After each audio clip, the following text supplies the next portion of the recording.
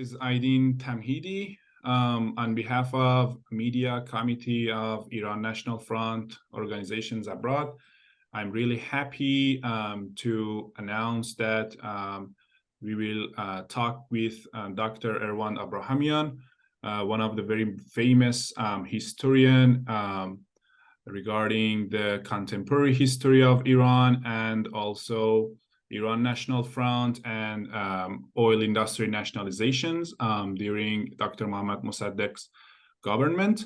Our topic regarding today's talk will be on the United States, United Kingdom efforts to oppose Dr. Mosaddeq's government through parliament called Mejlis in Iran. And with that said, I would also like to say that Dr. Abrahamian is a distinguished professor of history at Baruch College and the Graduate Center of the City University of New York. He's also author of numerous books regarding the contemporary and modern history of Iran, such as Iran Between Revolutions, Coup, one of his very recent books, Oil Crisis in Iran, and many more. So thank you very much, Dr. Abrahamian, to allocate your time to talk with us. Thank you for inviting me for this talk.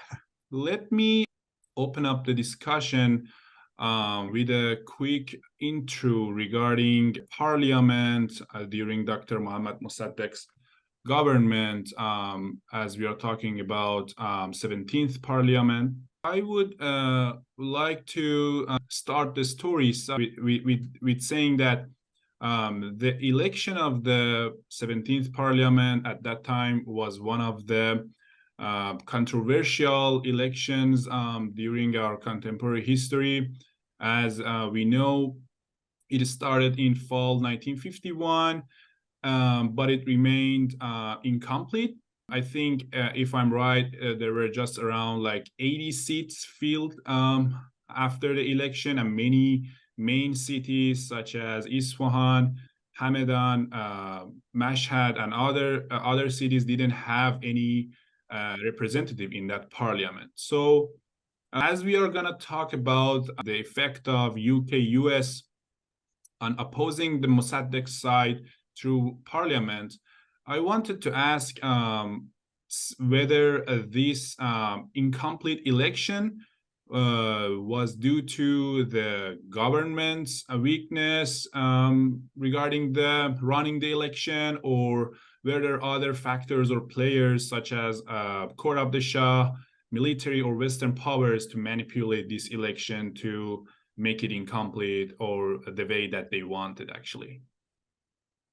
Well, the controversy about the elections, as well as the conflicts within the 17th Mejlis, were actually part and parcel of the attempt to overthrow Mosaddeq.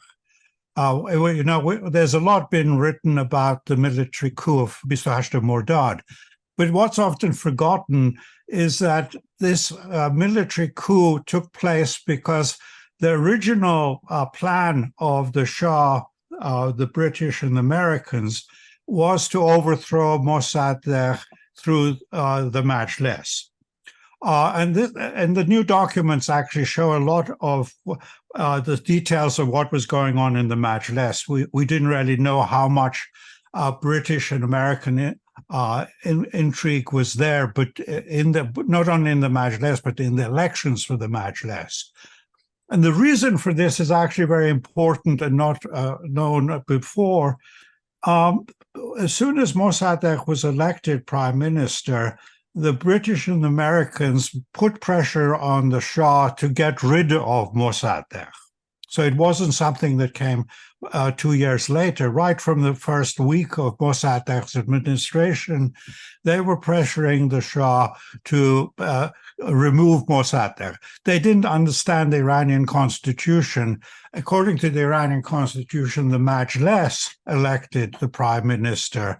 The Shah's role was purely a formality of signing the Farman. So they didn't know this. But when they went to the Shah and put pressure on him to remove Mossadegh. The Shah here actually appears quite savvy politically. He says clearly that I cannot go against Mossadegh. I cannot go against nationalization of oil. If I do that, I will destroy myself and even the monarchy, i.e., the issue was so important that opposition to Mossadegh on oil nationalization would delegitimize the whole monarchy. So the Shah, from very beginning, was very much adamant that he was not going to actually appear publicly against Mossadegh. Behind the scenes, he might try to undermine Mossadegh, but publicly he would not do that because that would be undermining the whole monarchy. And he told the British and American ambassadors that if you want to get rid of him, you have to do it through the parliamentary process, i.e., get enough votes there to be able to get a vote of no confidence in the cabinet, in the Mejlis, and then you would have to have a vote of inclination for someone to replace Mossadegh. Sorry, that is shown in the 2017 release document? That's right, yes. So here you can actually, the Shah has often got the reputation of not being so savvy politically, but here you can see he's very savvy that the issue is so important that if he goes against it, he will delegitimize the monarchy. And in fact, that turned out to be prophetic. Because eventually, when the revolution came, the system collapsed so quickly because it didn't have legitimacy, and it didn't have legitimacy exactly because of the coup of 1953. Right. So and the Shah kept on to this role of if you're going to get rid of Mossadegh, it has to be to the Mejlis.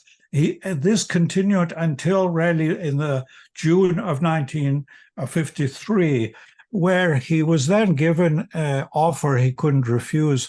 The British and Americans said they were going to go along with the coup, whether he supported it or not. And if he didn't support it, one of his brothers could easily replace him on the throne. So there was basically a blackmail used on him to drag him into the coup.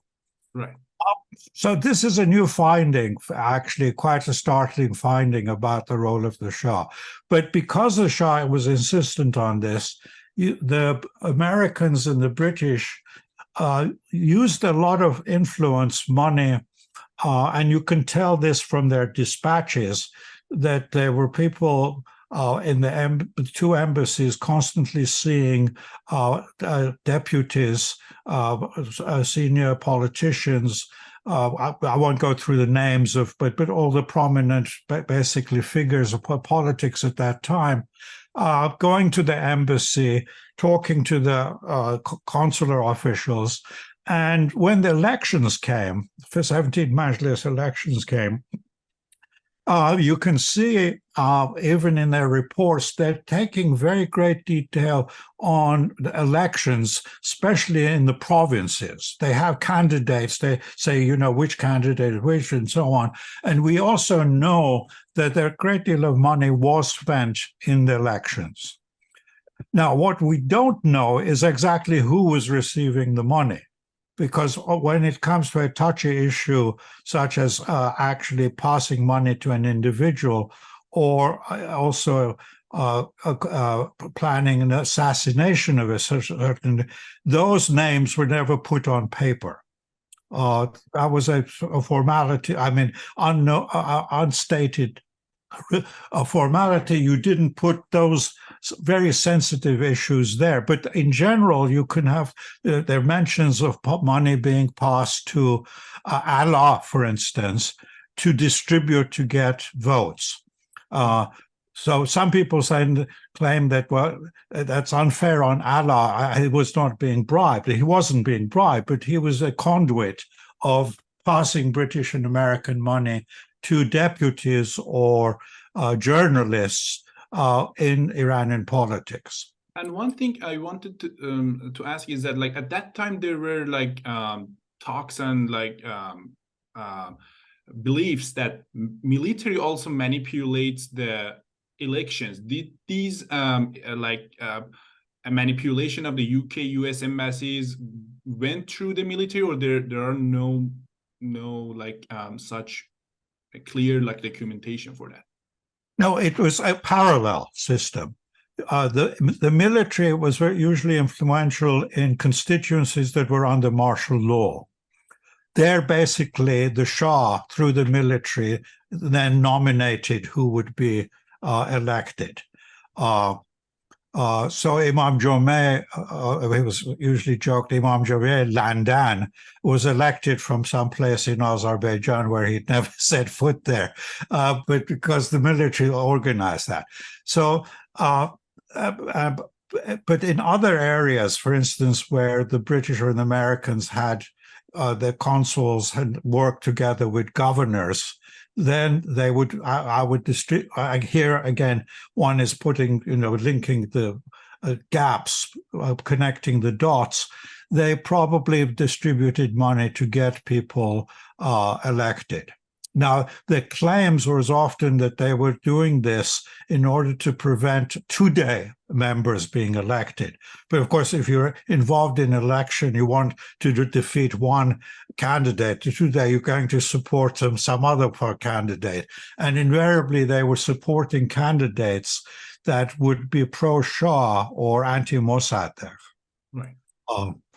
And again, we know from many of the dispatches that in May of 52, the high-level officials from both embassies met in D.C. with the State Department to look at the credentials of 18 candidates who would be suitable to replace Mossaddeq. It's like in a university, you have candidates for a tenured position, and you look at their CVs to see who is most qualified. So they had 18 candidates, and after they scrutinized the 18, they decided Ghavam would be the best candidate. And lo and behold, soon after that meeting, Henderson, the American ambassador, happened to bump into Ghavam at an embassy reception and organized a dinner with Ghavam. And after that, he reported that Ghavam would be the perfect person because he was not considered Darbari, part of the, but he had assured the Americans and the British that he would solve the oil problem dispute. And what that meant was that he would accept an agreement where formally the oil would be nationalized, but in actual fact, the oil industry would remain out of the hands of the Iranians. It would be either back to the Anglo-Iranian oil company or in a consortium of Western companies. So Ghavam gave that assurance, and therefore, as soon as the Majlis really began to function, 17th Majlis began to function. This was the end of June 1952. Mossaddeq got wind of the fact that there was going to be basically an attempt to replace him with Ghavam. And that's where you can see again, Mossaddeq was quite smart politically. He pulled a fast one on the Shah when he formed a new cabinet. And